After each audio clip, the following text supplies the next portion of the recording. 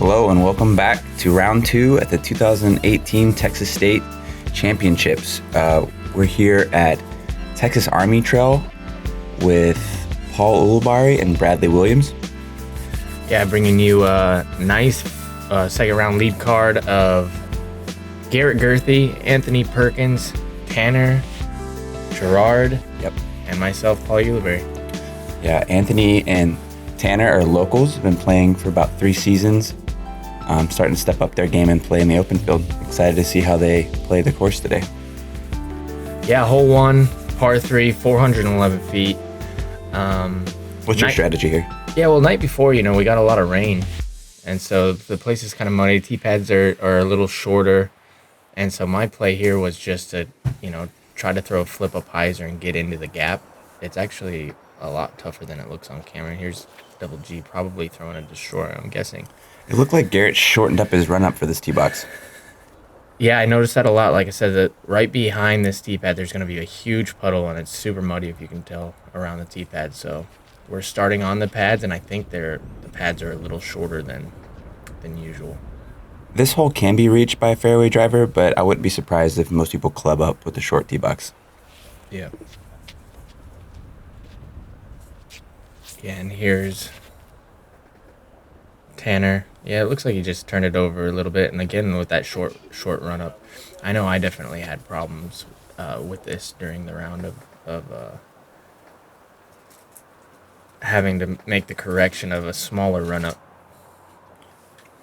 And usually, if you're making a smaller run up, your miss is going to be early rather than late because you don't have that timing to kind of come through all the way.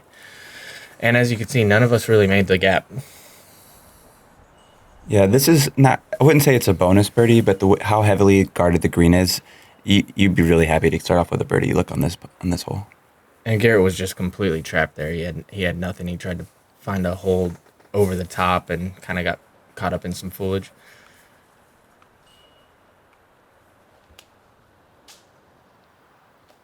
Oh, that's a great shot. Yeah, that was really good. He had to beat 2 trees right there. Had nice height, good angle, and he should be able to make that putt.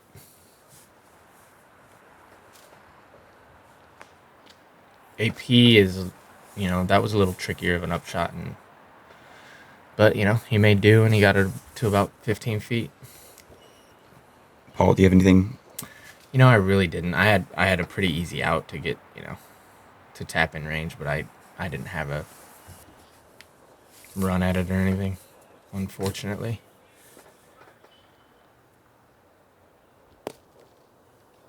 And Double G had, about a 45 footer there. He just left it a little bit high. I think he's going to be pretty disappointed with that bogey, though.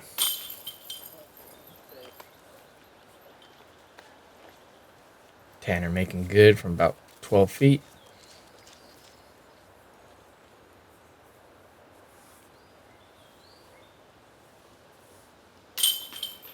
AP cleaning up as well.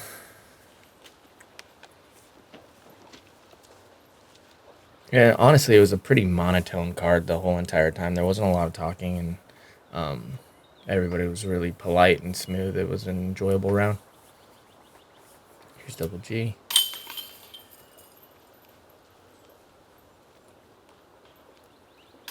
And there's me tapping it in. Pretty good. Yeah, start off with a par. It's okay. Yeah, for how bad of a shot I threw, I was actually pretty happy with the par there. Hole 2, 384 feet. These guys are going to be playing this hole with a tailwind, slight right to left. This hole must get birdie, it feels like. Yeah, it definitely feels like that, even though, you get a lot of wind gusts through that little valley right there, so your disc can have a lot of movement going into the green, and it's actually a pretty well-protected green. You have to throw it to about, circle's edge to make sure to get a look, and if you, put a little too much on it, you early it, you can definitely get into the trees like you see AP do here. Yeah. He threw a good shot, but it's leaking, It just looks like he didn't get the full follow through on that one. Again, might have something to do with that tee pad. I had pretty good grip through these tee pads, even though they were muddy. Did you slip at all, you think? No, I think the tee pads were actually pretty good. And then, as you saw, Tanner right there, that's actually a pretty good play. It looks like it's pretty guarded to the right, but that tree that's guarding the basket kind of right there that I'm going at, that's in the circle. That's exactly the line that I took. I was almost in the same place that round behind that tree. Yeah, I didn't trust the right to left win, so I just kind of threw a turnover, tried to just play it straight. Double G. He throws the shot so good. Just controlled, slight turn. I believe that's his Thunderbird. Yeah. I teed off before you guys, and our whole card played the hyzer approach and tried to just knife it into the front of the green. Ooh, nice follow flight. He deserves it on this one. Yeah, it's amazing that he was able to keep it so straight, you know, from that right to left. Yeah, that was nice. AP from about 40. Ooh, and that was sweet. Yeah, he just drills it. You know, this is, at that point, you know, I knew that he was going to come to play, and, you know, to be able to conquer those nerves and make that, you know, first birdie putt. Good on him. Landon Knight started off the round with a similar putt from AP, about the same distance. Nice. And I actually pulled that putt, and I got a nice catch on the basket, and I was really happy to get that birdie.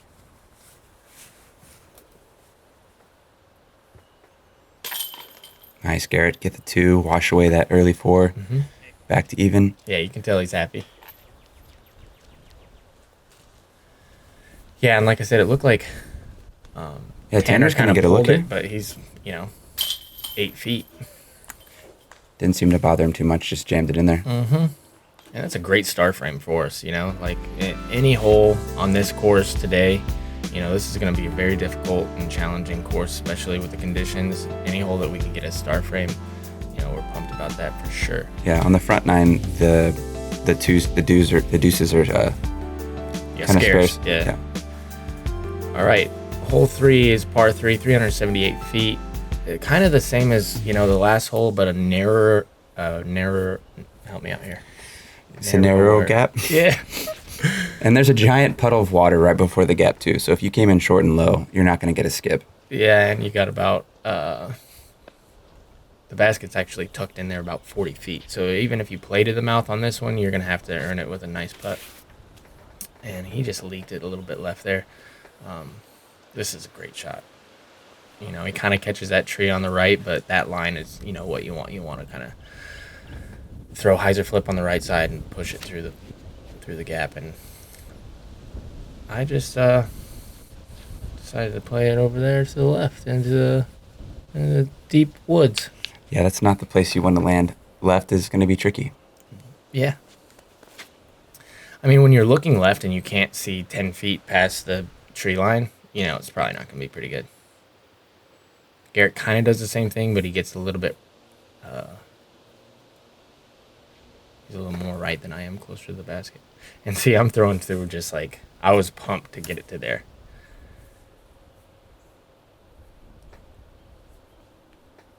AP from about 50?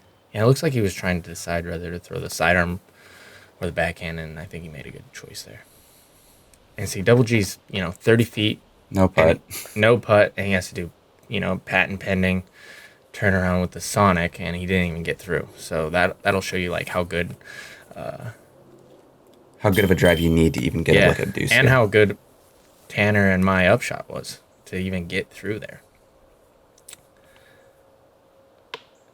See, and Double G's 13, let's say 20 feet, and still not a clean look. Yeah.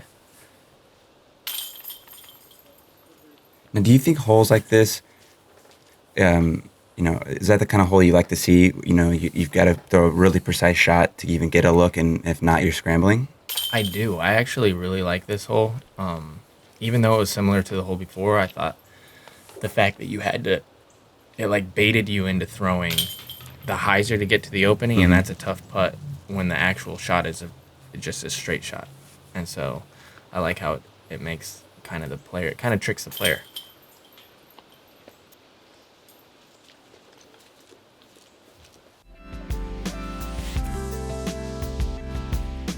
All right, here we go. We're on hole 4, par 3, 522 feet. Kind of feels like a par 4. I don't think a lot of the guys are going to be attacking the green on this one. I know my card played out to the right just for the upshot. Yeah, this hole's definitely playing par 4, especially today. It had like I feel like kind of a tail left to right, kind of pushing you to that. To the valley. Yeah, to the valley. And if you want to get aggressive, you're gonna have to, take on those trees to the left. And if you get buried left, that's a tough upshot. So for a lot of players, they're just not going to take that risk. Right. And so just throw it out to the field, and then you have 150 foot into the pin. And Tanner here playing a smooth shot. Yeah, and I actually really like Tanner's form. It's really, really simple, and it's good for these tee pads right here. It's just like a 1-2 step run up, and then he puts a lot of power in it. He gets it pretty straight. Garrett taking... Oh, it's not Garrett, it's you. That's me. Yeah, but you're crushing this one. But I look like Garrett. But you took no time. Oh. Whoa. Yeah, and I got a air bounce. Otherwise, I feel like I could have got there. But that's still, I mean, you'll take that every single time. I'm in the mouth. You're guaranteed a 3 at worst. Mm-hmm. You can run the birdie. Yeah, about a 60-footer or so. And here's Garrett. After seeing that, I expect Garrett to step up and just try to match that. Yeah, exactly. Try. Uh-oh. He's where the mortals land. Yeah. It's tough after seeing just a big arm. Never mind. He overdrove the hole by 100 feet. Oh, dang it. He really did, too. And he's going to have, just like we said, normally the miss is short left. Garrett actually missed deep right, and so he's going to have a tricky upshot from where he is because he threw it 700 feet. Tanner getting a little lucky with his upshot, but he's going to be within par range. And I don't know why Garrett did this, honestly, sitting there. He didn't have to go over. He had a pretty easy approach sidearm. Yeah, maybe even a sonic turnover, maybe. Yeah, but he was thinking something different. Maybe he saw something that, we couldn't see. And it's just a pretty easy approach there. And here's Garrett to save par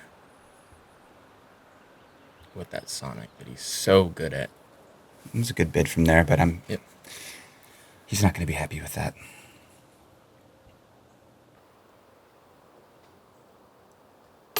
That looked really good, Paul. Yeah, I thought out of my hand, I thought I made it, and it just kind of stayed up. But I was happy with the bid, AP with the par. It felt like an eagle bid, so to take the pars is fine. I bet nobody in the entire field tooted it unless they threw it in. Yeah, I actually saw that. Trevor Harbault, about 225 feet out, low skip shot, jumped right in the chains. Nice. And there's Tanner, should make good from about 7 feet. He's taking his time. This is good. The Rat is the newest mid-range made by Innova Champion Discs. It has a low profile, which makes it comfortable for both backhands and forehand shots. Be sure to look for it soon at your local stores and online retailers.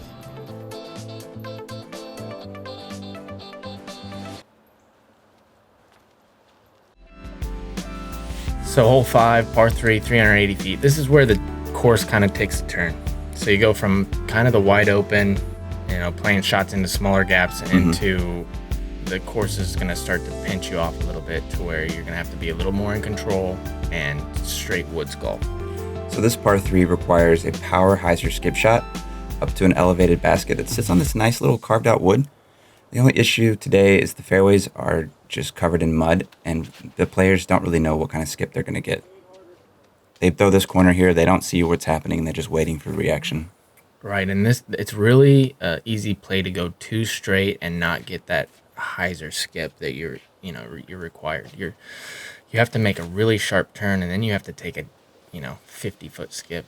And it looks from the tee like he threw it perfect, which he kind of did, and he still has 50 feet or so. Yeah. Looks like Paul's you're taking a driver here? Yeah, I took a high speed D2 and tried to get that corner, but even right there, like I had a nice hyzer on that, and I still went a little too far straight before making that turn. You would rather miss long because early just gives you no angle for the upshot. Right. And that's what we're probably going to see is people carrying it a little too long. And Garrett was going too far straight, and he caught a pretty good kick to kick him into the fairway. He should have a pretty easy upshot from there. Got Perkins looking to get up and down. It's pretty good from where he was. It looks like circle's edge, maybe? Yeah, I mean, he'll take that. It looked like he was pretty buried. Garrett with the Sonic. Nice touch, Garrett. And here I am. My front foot was actually in front of my lie, so I had to lift it while throwing the turnover to make sure that it was legal. And he's just laying up from there. Pretty smart play. Yeah, there were no twos on my card on this hole.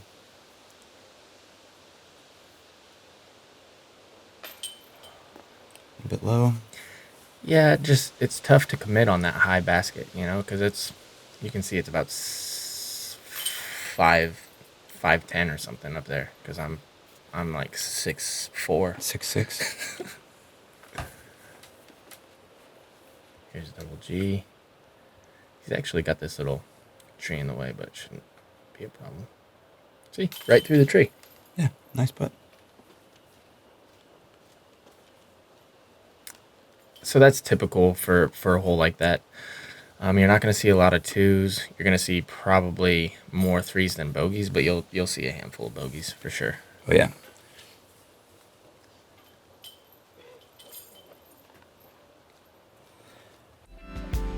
Hole 6, par 3, 350 feet. From the drone footage here, it looks pretty open, straightforward, straight shot. And the basket is going to be down to the right. However, from the tee box, you have a tree that sticks out from the right side of the fairway that kind of pushes you left immediately. So people are going to be throwing a blind turnover, possibly a roller. I doubt we're going to see any sidearms, but it could happen if your sidearm's proficient enough. Yeah, and this, like I said, this part of the course is where it starts to get really narrow.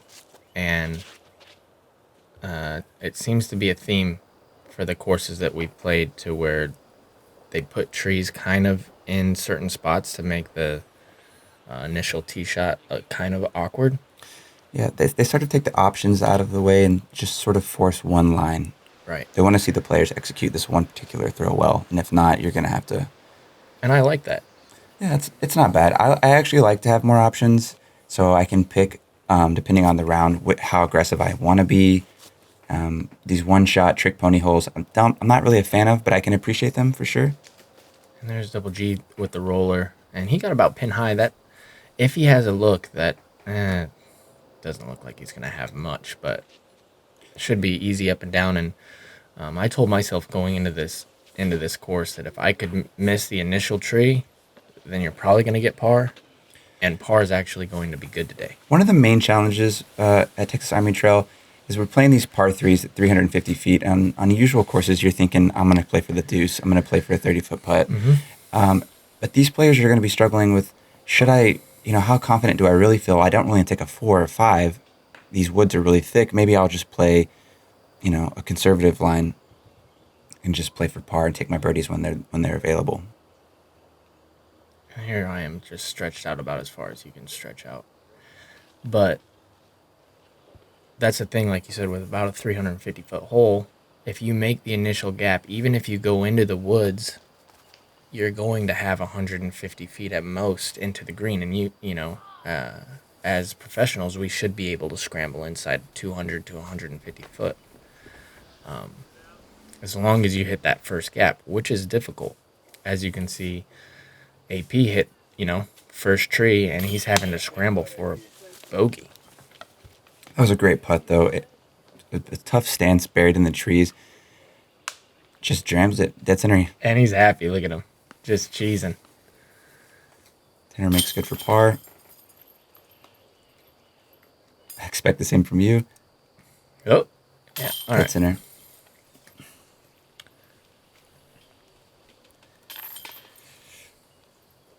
Garrett walks away with par.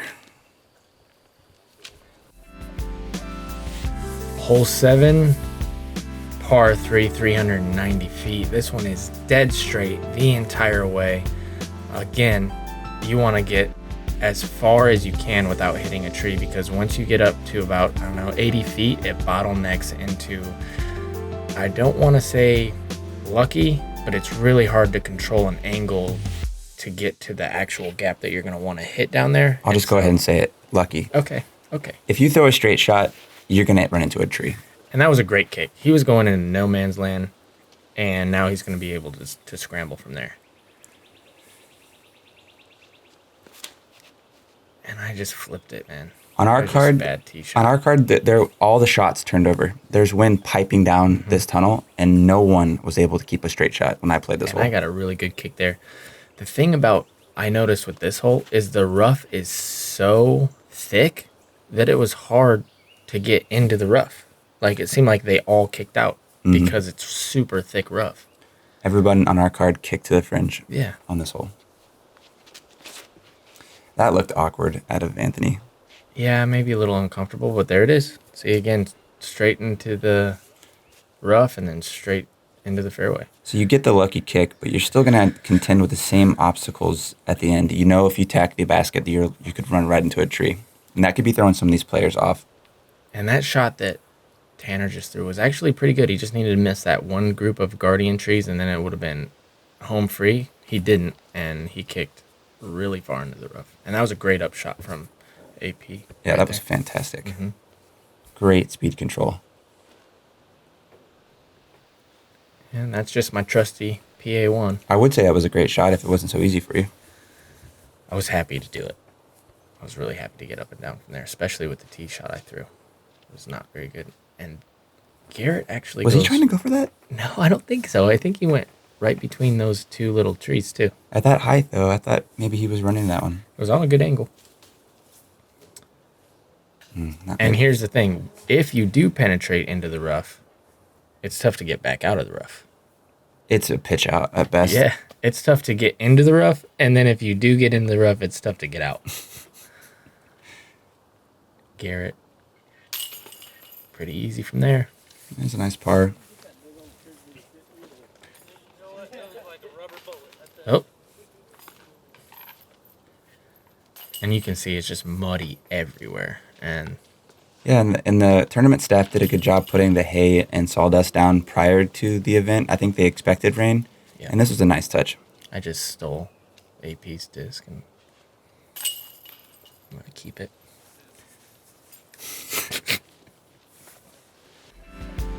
Oh, moving on. Hole 8, par 3, 360 feet. I don't know. It's the same shot as we played a few holes ago. It's a straight shot with a hyzer hook.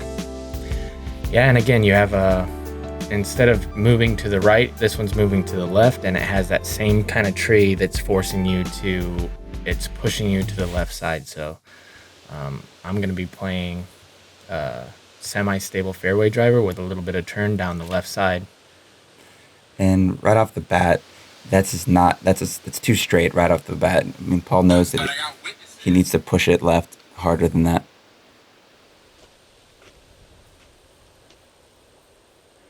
I was happy with that shot because I made the gap, and then it came in and I hit that guardian tree, and I wasn't pumped that happened, and I thought about it the whole way up the fairway that I was like, how do I hit that middle tree? Like, I threw such a good tee shot, I felt like. And Garrett playing a flat shot like you gets punished by landing in sticky mud. Yep. He could have gotten a great skip. This is a really good shot as well. Even though it looks like these are going straight, the tee shot is very narrow, and the thrower is going to be happy to just penetrate down the fairway. Get the backside of the green. And we all threw pretty good tee shots. It's just tough to get a disc that's stable enough that's going to make that turn, especially because the viewer can't see it, but we had kind of a slight headwind. And there you can see it maybe keeping the disc up before it dropped. Yeah, he wanted that one. So are you thinking aim a little lower and punch it? I couldn't think, and I rushed it, and I just decided I would throw the worst putt I threw all season. So that's what I was thinking. I was thinking there's no possible way I'm going to make it, and then I didn't. It wasn't makeable. And then AP's like, oh, we're professionals, and you're actually supposed to make these, and this is easy. Aim low, punch it hard, get the birdie. And then Garrett's like, I'm not a professional. I'm not supposed to make this. Oh, Garrett. Basically, AP made us all look like amateurs. AP made the win read and kept it low and punched it hard. Very, very good putt. Tanner with a little bit of a tester. Got it. Catches left chance, but it's good. Corner pocket. Gets the par. He's happy with that. None of us are happy with our pars. We all had putts, and AP was the only one to capitalize. Hole 9, par 4, 562 feet. This is actually a really good hole. You can get really aggressive off the tee and try to make this corner and have a semi-easy upshot into the green, or you can play short and then have also a easy upshot. The key on this one is just to make the fairway and not be right. If you're right, you'll get pinched off by these tree bunkers. You want to give yourself the biggest possible gap on your second throw. Right. So if it's clubbing down to a putter and playing a 200-foot shot. And my game plan going into this was to throw it short and left. That's all I thought. Like, if I throw it short and left, I'll have an upshot no matter what. So you're pulling out. So I decided to throw flippy and go really far right. But I got a nice little curl out. Yeah, it was about 80 feet from where I was aiming, so. Double G going high. Garrett's trying to bite off some distance here. The branches slow him down. Yeah, and he gets to the He's on the fringe. But it's doable from over there because the fairway opens up. If he doesn't have anything impeding his backswing, he could still throw a standstill skip shot, but it looks like Garrett's pinched pretty tight. And Tanner was going in and going to be tight right, but that's going to help. I don't know if he's going to have a... Well, looks like he's going sidearm roller here. And I was really impressed with this shot. He looked comfortable. He took no time, decided what disc he was going to throw. And honestly, he has a look from there. Yeah, that's about a 35, 40-footer. Some players, it just suits their game to step up and just fire, not overthink it. Wow, that looks like a great throw, Paul. Yeah, I was really happy with that throw. I went a little deep, but I had to throw it hard to make the gap. It was actually a little bit more narrow because I was on the right side. And Double G saw Tanner throw the sidearm roller, so I think he thought, hey, I can do that too. And he just didn't flip it. And hopefully that stopped before going into there because, as we said on previous couple holes, the rough is very, very thick. And this was really good. He had a tree that was kind of impeding his throw, and he had to stop his swing before he hit his arm on the tree. So to get to that spot was really, really impressive. Yeah, all the players are a little bit out of position on this hole, so the upshots are going to be tough. And Garrett, not much he can do, really. He was hoping for a low skip and just catches at the last branch. And now he's with his signature move to this point with the Sonic. Whoa. Buries it. That's impressive. Just a wrist flip, throws it up. So much faith and trust on this disc. Yep. Look at him. Yeah, so much control in order to do that. He gives the camera a nice little nod. Tanner with the birdie bid. A little low. There's AP from about circle's edge. Wow, he's on fire with these putts. Yeah, and I was thinking, man, this guy can putt at this point. Give him a 30-footer. He's making it. He's focused. And I'm just kind of in the woods right here. I really took my time. And I even gave it a fist pump because I was happy. That's so cool. Look at it. Well, I just airballed that last putt, and so I'm like, am I the worst putter in the world? Now you're the best putter in the world? Yeah, now I feel good again.